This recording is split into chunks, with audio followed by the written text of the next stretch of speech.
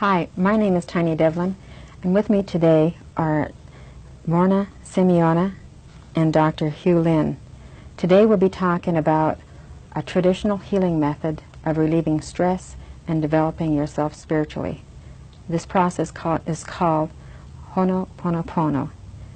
First of all, I'd like to find out how you got involved or developed this process. Morrah? I was familiar with the old method they called the Ho'oponopono, which is being practiced in Honolulu today. But this is my method because I've updated it, and I did have this in other lifetimes. In other lifetimes? Before I was born in this lifetime. And for me, I think we have had lifetimes after lifetimes and experiencing different lifetimes from time to time. During the process of coming to know or going through the process of Ho'oponopono, is it learning more about ourselves and discovering these past identities? The thing that we do is that we have a memory, and I think most of the people don't understand that there are three selves to them, and they have the father, the mother, and the child. And unless the family are together, it is really hard to say you contacted divinity. So the way we teach is very simple. We have a book, and the students can look at the book. And the idea is that they start with themselves and end with themselves. So instead of blaming others for the problem, we blame ourselves, and the cleaner we are, the better situations may be. So it's really a method of centralizing our problems and eliminating that. That's right. But I think the most important thing in the whole thing is the idea of how do you, as a person, look at divinity or God? Is he out in the boondock, or is he right with you? But for us, the divinity is in your heart. So why look outside?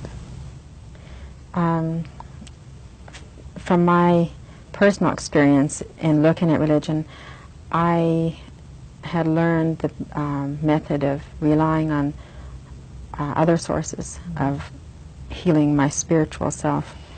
And it seems that I've struggled with a lot of problems in learning that I can't have anybody else carry that burden or learn or heal that process.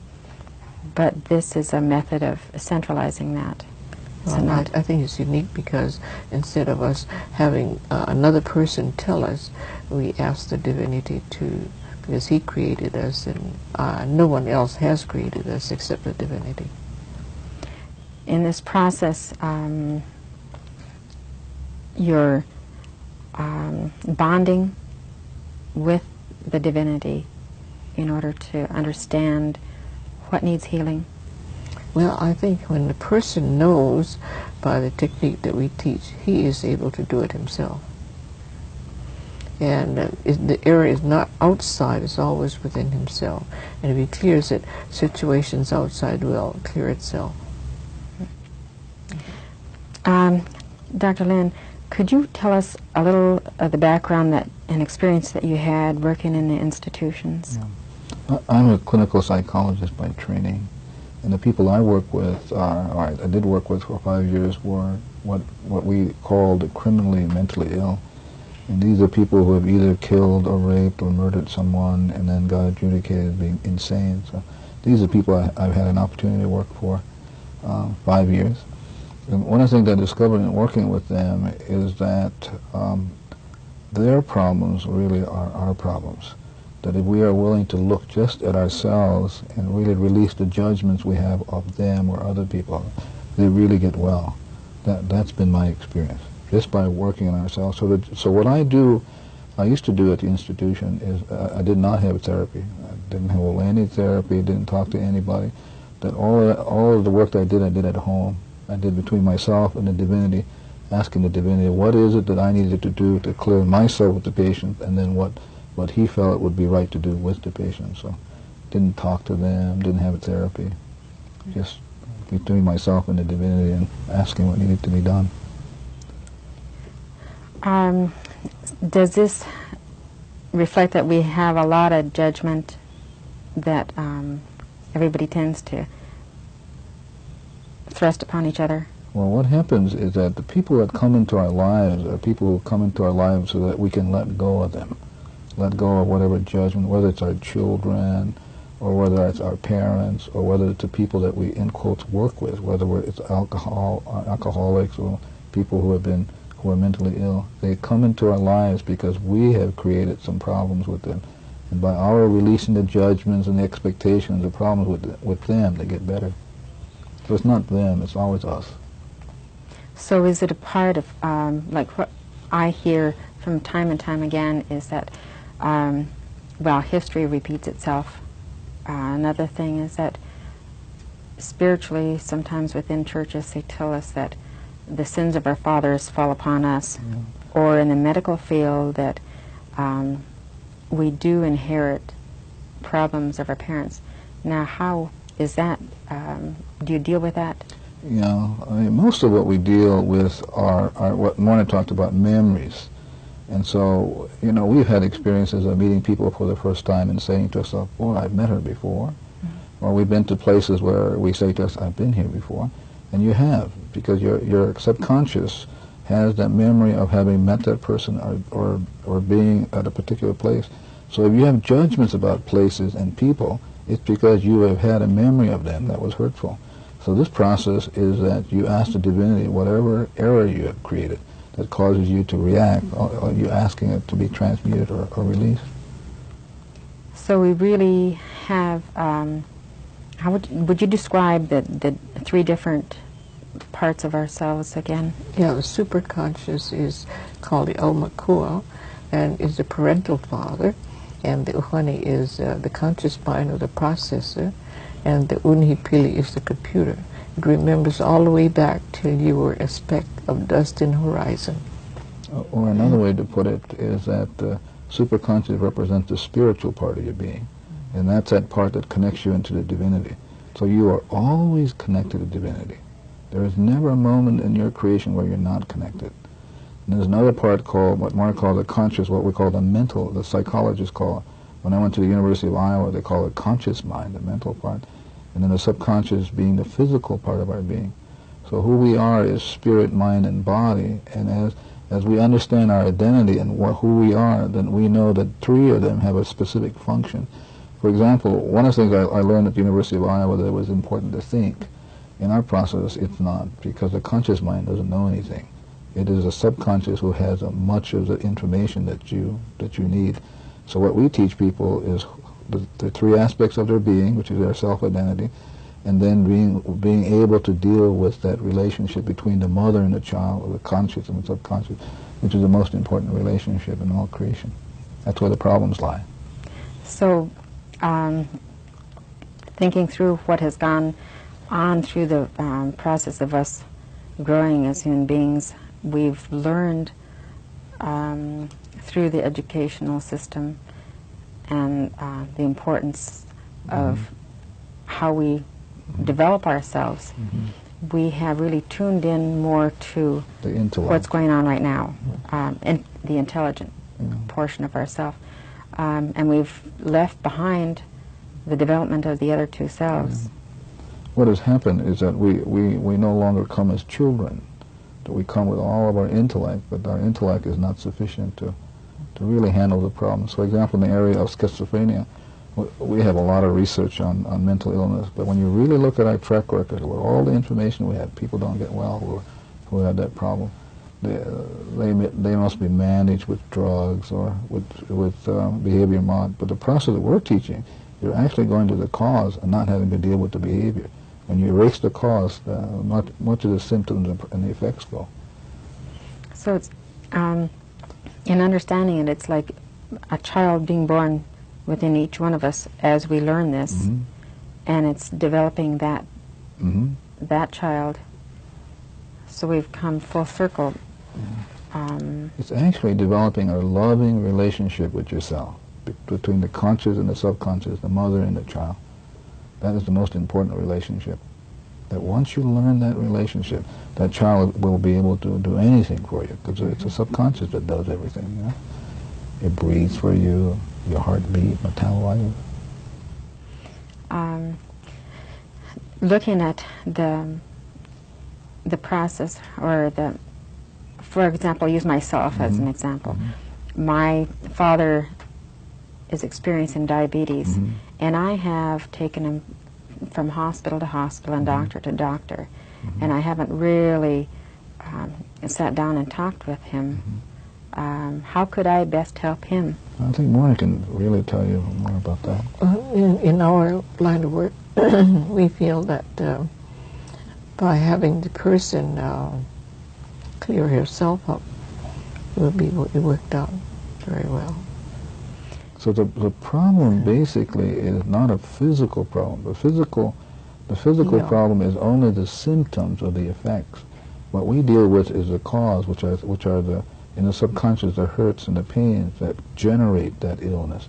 That means then, instead of dealing with the symptoms like dieting and all that, those techniques, what the divinity says, we got to go to the cause.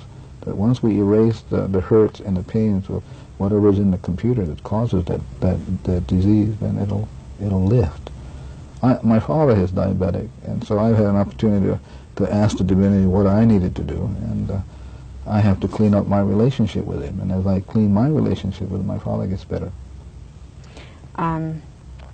In the process of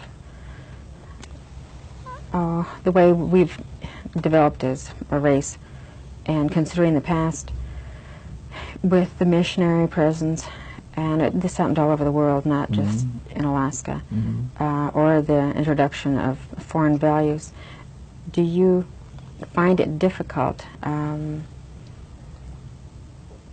sharing some information, like with your father, if he's put into himself some of the reflections of those different aspects? Yeah, I don't have, fortunately, I don't have to deal with that, because all I do is talk to the divinity. I don't need to talk to my father. So it's not necessarily to involve him. No, so directly. I ask the divinity, what is it that, since I'm concerned, that means that I have a tie with my father. As I let my father go, the divinity can do his work. So it's just between me and the divinity. It's not between me and my father. It's because only the divinity can release me. So if I talk to my father, he can't release me. I can't, you know, so if I talk to the divinity can release me. So that's basically what we do. Just between, like Morrah said, between man and the divinity is our process, not man to man. In the process of looking around and searching for answers to some of the problems that exist today, whether it's alcoholism or suicide or depression, a lot of self-help groups have been developed. And I have gone to some meetings and listened just to how these groups function. And perhaps I haven't paid attention, but is there a possibility that someone could depend more upon the group or the dynamics of the friendships that they develop, or? That's a possibility.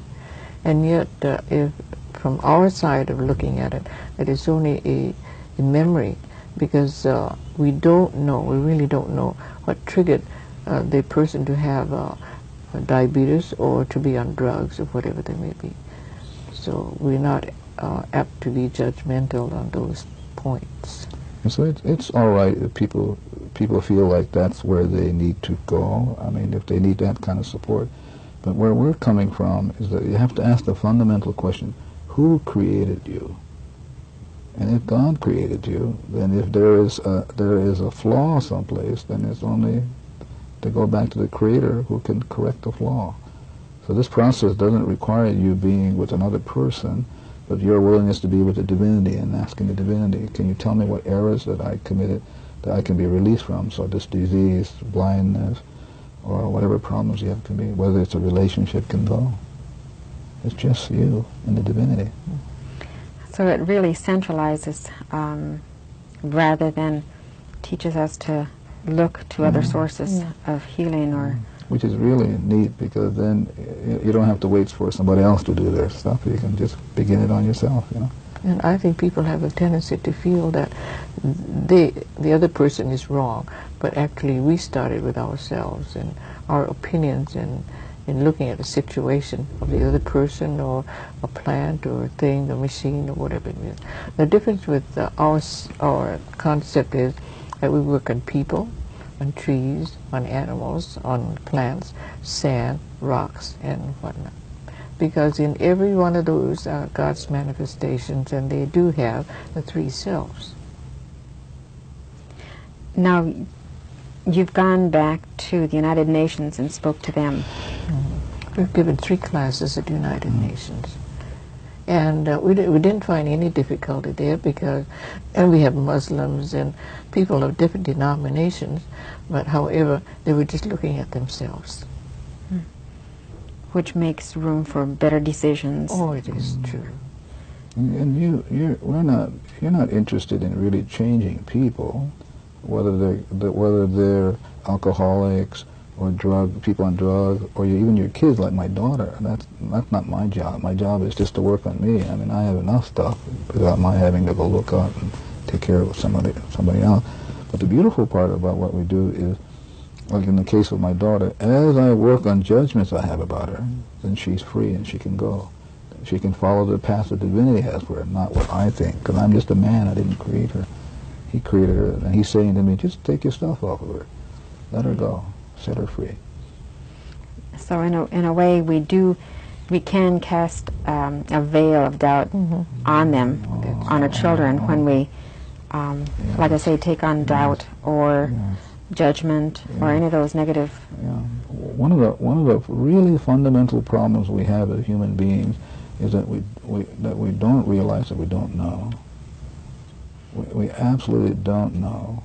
So if any patient comes to me, or my daughter is having a problem, or even I don't know what the problem is. So I ask the divinity who created me. Then he can tell me what it is, and then he can tell me how I can treat that. We don't know. And that's the hardest thing to keep remembering. Yeah. Would you describe the different planes or the theory that what might be good for your daughter or yourself are totally different? Yeah. What happens is that, for example, if people who have drug problems or alcohol problems or people who are schizophrenics, because they're individual people and have individual blueprints, their problem of alcoholism may be very different from somebody else's problem, even though they look like they have the same problem.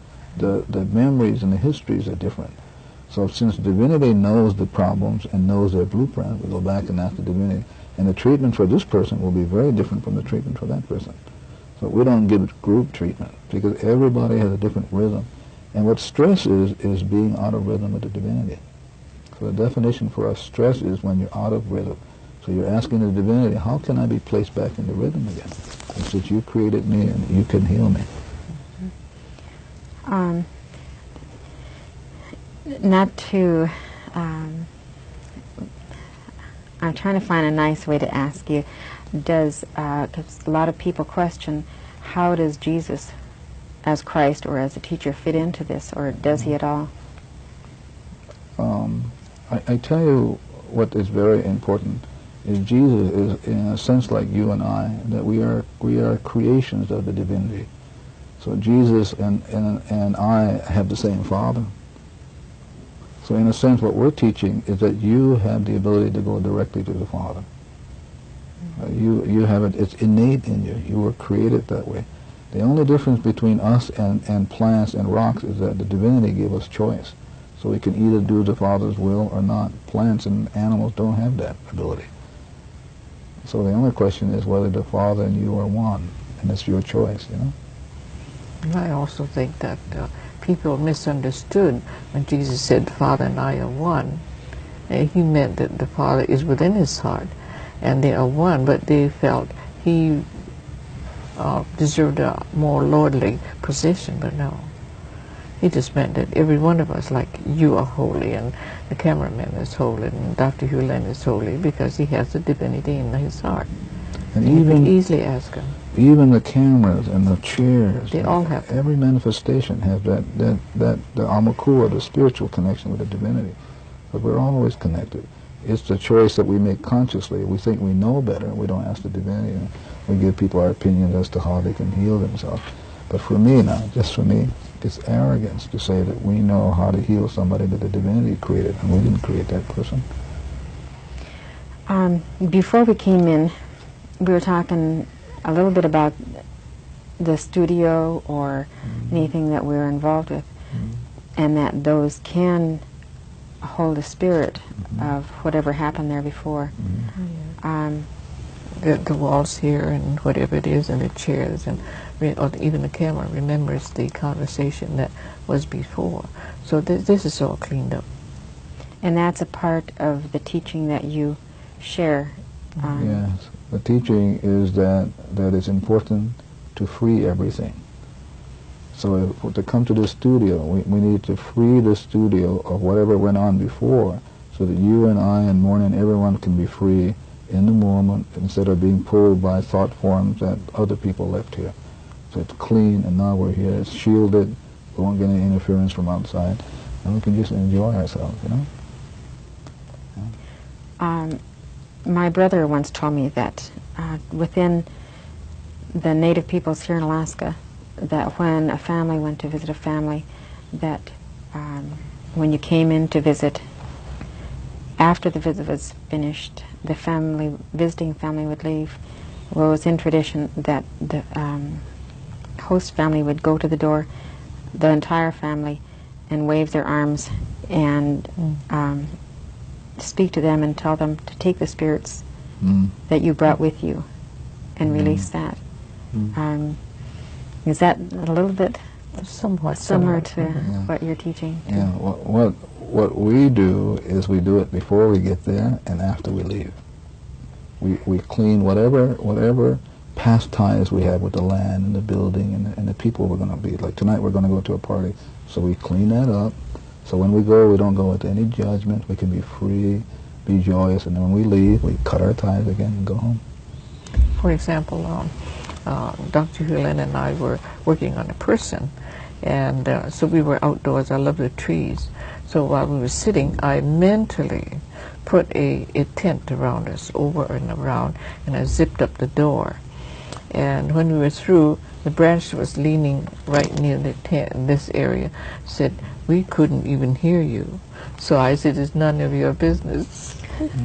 So this is what I think in most therapies that they do, that when you touch a person, some of the elements within the person, memories, would ooze out and go out into the universe. So you, the operator, are responsible for that. And so we're interested in helping other people, but are we not interested in helping ourselves? So that's the gift that you bring. Yeah, and I've said it many times that if I worked on myself constantly, and so if the whole world was to fall apart, I still work on myself. I don't happen to be interested in another person because I may not be able to save myself. Let me give you an example of that. When I worked at Hawaii State Hospital, that one of the judgments I had was that our staff would be verbally abusive to patients. They'd call them crazy or schizoid, that kind of names. And I had a lot of stuff about that. I thought it was wrong. And so one day I was watching a staff calling a patient crazy, and as my judgment was coming out, I heard this voice said, "Do you know that if you cleaned up your judgment, that would stop?" And so as I began to work on my judgment of people having judgment about other people, as I began to work on it, it took a year, but in our building, we don't have any more of that. I didn't have to talk to the person. All I did was work on myself. Just me, not out there. Out there is just a reflection of me.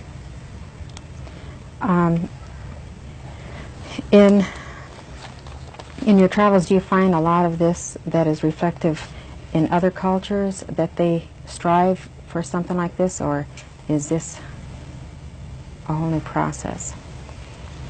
Well, from my own standpoint, I don't know about Dr. Hew Len, but I find that in going to other countries, they are searching and waiting for something similar to that.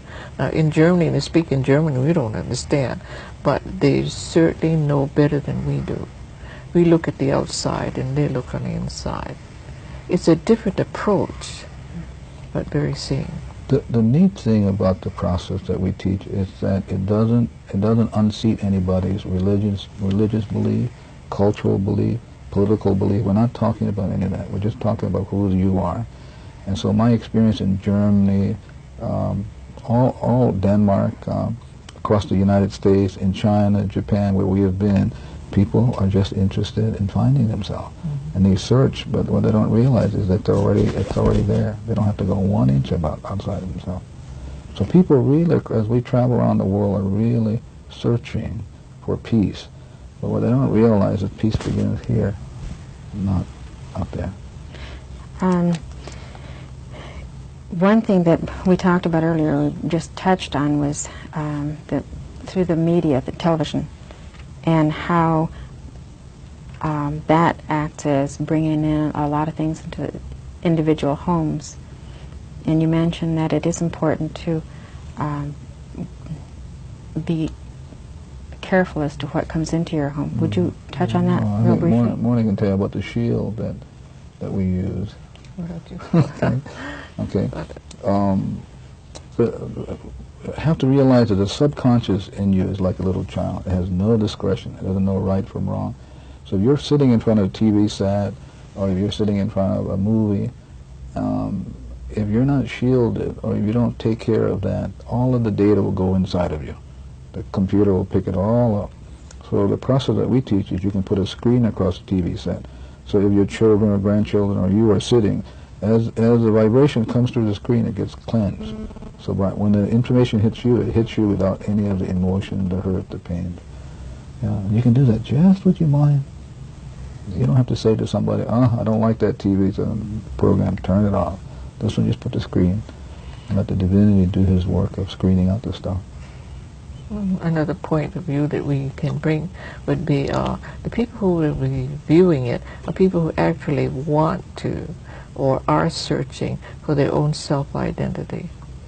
They said, well, that's something new I would like to learn. That would be another viewpoint. Would you read in closing the prayer? I am the I. Yeah. Should I say the beginning or just a prayer? Whatever you would like to share. I come forth from the void into light.